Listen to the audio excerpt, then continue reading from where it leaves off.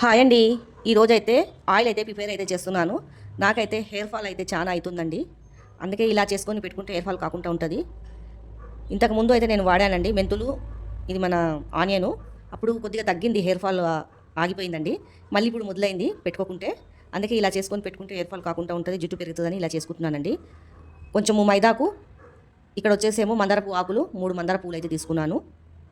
దీంట్లో గుప్పెడు కరివేపాకు, తర్వాత మెంతులు కూడా వేసేసానండి.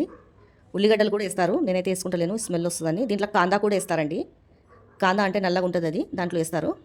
ఇది బాగా క్రిస్పీగా ఇట్లా రావాలా, దీంట్లో ఉన్నదంతా నూనెలు వచ్చేస్తుంది, మనకి హెయిర్ ఫాల్ కాకుండా ఉంటుంది. ఈ నైట్ పూట అప్లై చేసుకోవాలా, పొద్దుగాల అయితే పోసుకోవాలండి నెత్తికి తానము, అప్పుడు బాగుంటుంది.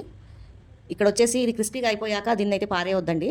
దీన్ని పేస్ట్ పట్టుకొని మనకు అప్లై చేసుకొని నెత్తికి పోసుకోవాలండి, మంచిగా ఉంటుంది. పారేయొద్దు, ఇది చాలామంది పారేస్తారు, కానీ పేస్ట్ చేసుకొని పెట్టుకుంటే చాలా బాగుంటుంది హెయిర్ ఫాల్కి.